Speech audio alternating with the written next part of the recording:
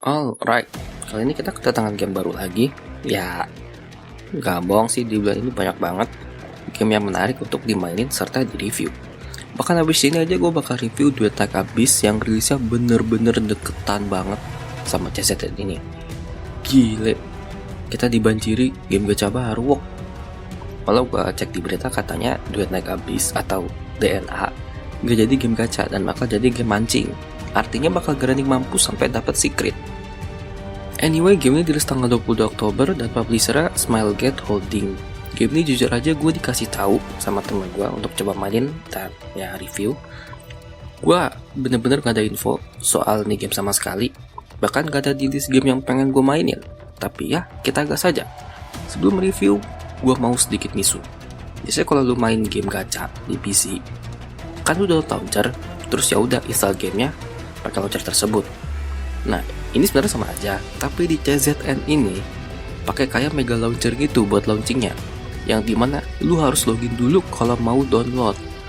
Abis download, lu login lagi ke dalam launchernya, baru deh lu download gamenya. Dan lu tahu apa? Launcher ini juga buat launcher game-game lain yang satu publisher, kayak Epic 7. Gak masalah sebenarnya, tapi ini launchernya rada-rada jir. Gue mau mainin CZN susah banget. Gue coba klik gamenya langsung kagak mau. Pakai launcher tulisannya playing, tapi gamenya nggak ada.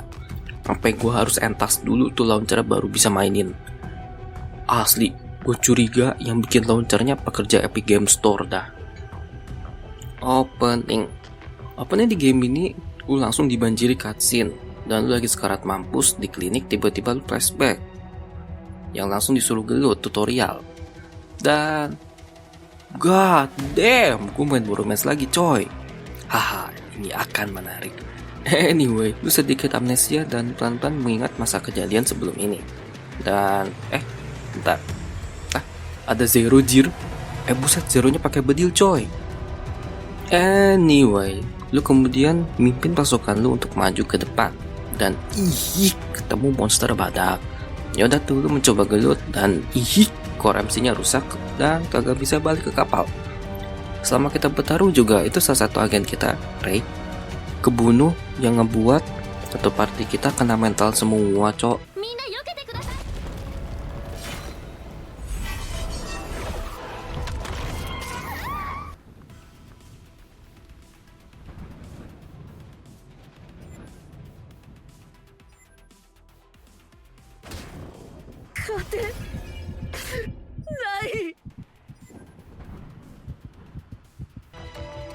Nah, pas coba buat recall, di game literal bilang recall jir, bukan rescue atau apa gitu. Awalnya MC niat buat jadi umpan, yang penting agen kita selamat.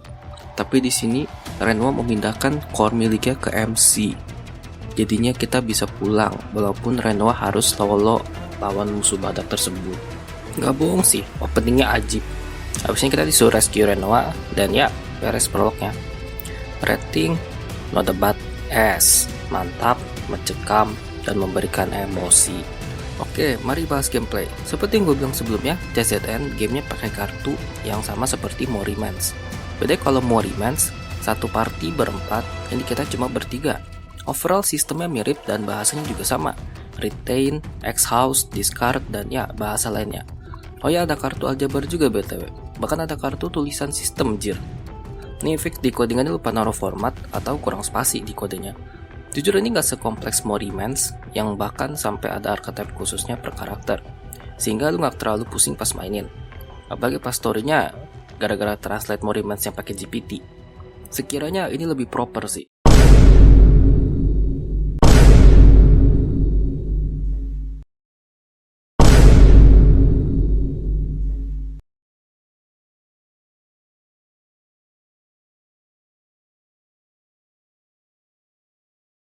Ya, nevermind.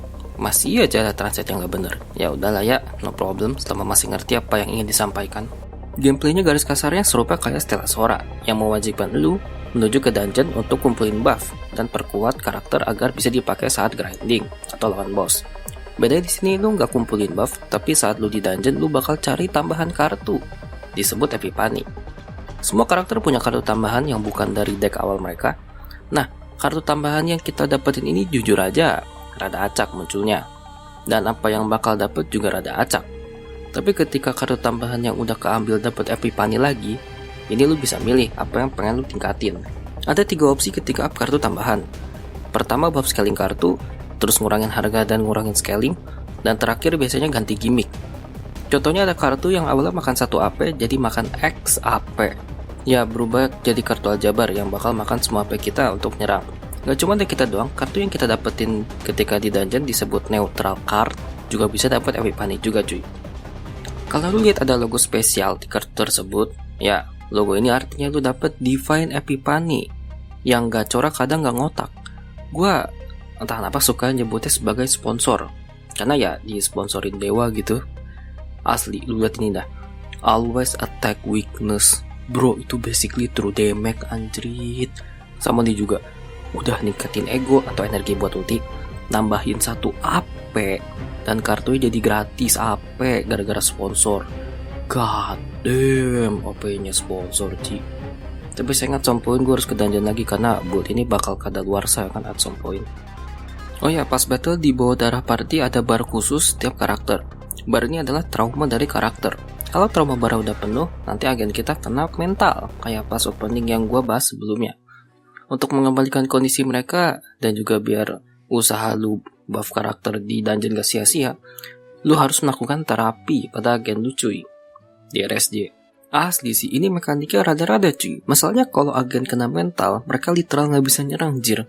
Max darah juga ikut ngurang. Lu bener-bener di kondisi mampus parah dah. Tapi di situ juga dilatih skill lu sebagai kapten. Gimana caranya biar agen lu bisa tetap menang dan pulang dengan selamat. Oh ya, selain jadi kapten di sini lu juga menjabat sebagai wali kota jir. Jadi kapal yang lu naikin ini berfungsi juga sebagai kota. Anjay, rangkap jabatan dari tentara coy. Mari kita tidak bahas ke situ ya. Kayaknya ini yapping gue terpanjang dalam review gameplay sama mekaniknya jir. Maaf ya guys, hehe. Soalnya asli gue suka banget mekanik gamenya cuy. Akhirnya bro, ada game gacha yang buat gue berpikir keras dan big brain ketika main. Daily. Untuk daily karena gak ada sweep, jadinya jujur aja makan waktu rada lama. Hitungnya lu bisa auto battle, walau ya rada sulit juga, kadang malah pilih kartu yang gak cocok untuk situasinya. Tapi ya bisa dipercepat selama party lu udah gacor. Estimasi di 5-8 menitan, beres semua daily. Ya ini masuk ke ranah B sih, rada lama menurut gua, tapi acceptable. Gacha. Untuk gacha pakai sistem tipe 3, real ada PT dan red on atau guarantee. Tapi di game ini setiap karakter yang habis di limited banner bakal geser ke standard banner. Asli, sistemnya jadi kayak reverse yang setiap karakter baru rilis bakal join ke standard banner. Ya gue yakin tetap aja di CZN juga bakal ada karakter yang true limited dan bakal rerun setahun sekali.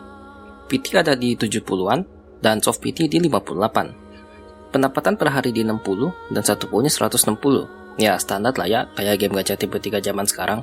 Bedanya di CZN ada PT juga buat karakter bintang 4. Gokil. Andaikan di Genshin ada ginian, gua gak bakal dapet cici, anjir. Pas gua buat dapetin Goro, mana nyentuh 50 pool lagi kagak dapet Goro. Kata gua mah, ya. Untuk 10 pool, lu butuh kasarnya 26 hari. Atau ya kita genepin di 3 minggu 5 hari. Beda 4 hari dari Stella Sora coy. Nah, karena PT di angka 70, berarti dari 3 minggu 5 hari dikali 7. 21 minggu, 35 hari. Kalau dibagi angka bulan, lu dapet di kasaran 6 bulan buat dapet 1 B5. Ya, setengah dari Stella Sora cuy. Ya ini standar sih, tapi karena PT-nya lebih deket, menurut gua ini masuk ke A coy. Gokil. Pembawaan story. Untuk pembawaan story jujur aja masih kurang sih. Ini basisnya kayak Arknights, tapi ada voice-nya aja. Nah, pas level lu udah rada tinggi, lu bakal kebuka yang namanya trauma code. Di sini kita tahu masa lalu agen kita sebelum jadi agen cuy. Di sini sayangnya nggak ada voice di story-nya, tapi ada banyak cabang ending dari pilihan yang bisa kita ambil. Asli sih, ini keren kata gue. Setiap segmen story-nya pendek cuy, ya kecuali yang story battle. Jadinya enak kata gue. Nah untuk rating karena ada voice jadi gue kasih B+ aja. Bonus sedikit. Jadi gamenya kena drama gara-gara Owen, karakter cowok ini, yang katanya anti MC, gara-gara dia kayak dapat spotlight mulu dari awal. Mana di chapter 4 dia ngebadut terus, si kaptennya malah rela berkorban untuk si Owen. Terus juga katanya CEO-nya yang self-insert sebagai salah satu NPC yang malah jadi spotlight utama daripada NPC-nya itu sendiri. Bahkan ada drama perkara penulis naskah asli CZN yang sempat didepak gara-gara beda pemikiran sama CEO dan rekannya. Ya, jujurnya sih gue nggak terlalu tertarik ngikutin drama, tapi mari kita bahas sekilas aja sih. Toh gue yakin Matius juga nggak baca story kan? Sebadut apapun story juga ya, selama ada tombol skip, gak akan ngaruh sih. Nah, drama ini sampai membuat CEO-nya turun tangan dan minta maaf coy. Dia ngejelasin semua yang terjadi. Bahkan perkara yang penulisnya didepak sama rekan CEO yang lucunya, dia juga ujung-ujungnya keluar karena nggak bisa nerusin story. Hal itu ngebuat story di CZN jadi nggak jelas dan kurang. Gue juga denger gameplaynya sih Kapten harusnya menjadi orang yang bisa menelusuri seluruh jalur ending gitu, kayak pas main Trauma Code. Jadinya, lu bakal kayak gimana caranya biar bisa dapat true ending. Hal ini bisa dicek dengan ability kita sebagai kapten ketika battle yang memungkinkan mundur turn ke awal. Entah itu karena emang udah panas banget situasinya sampai-sampai CEO-nya harus turun tangan, atau mereka mau gak mau emang harus turun tangan untuk menyelamatkan reputasi. Andai kan setelah Sora juga gini ya, Devet turun tangan buat minta maaf. Nah, sayangnya kita cuma disogok bansos yang angkanya besar, aslinya cuma 40 full.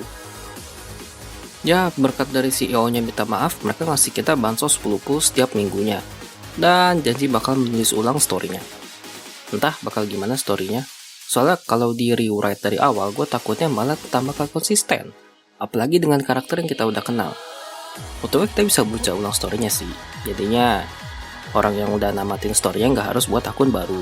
Ya lucu sih gue nyampe buat akun baru buat ngeliat story doang. Itu kayak kalau misalkan bagus ya. Alright, itu aja. Overall gue suka game ini. Dan ajib sih game. Lu wajib cobain sih game ini biar otak lu gak tumpul main game AFK mulu. Nah, gue juga berharap mereka bisa nikatin pembuatan story-nya. Well, selain rewrite story-nya yang tadi disebut. Oke, next gue bakal review Duet Night Abyss. Yang ini bukan game murni gajah sih, tapi ya, why not?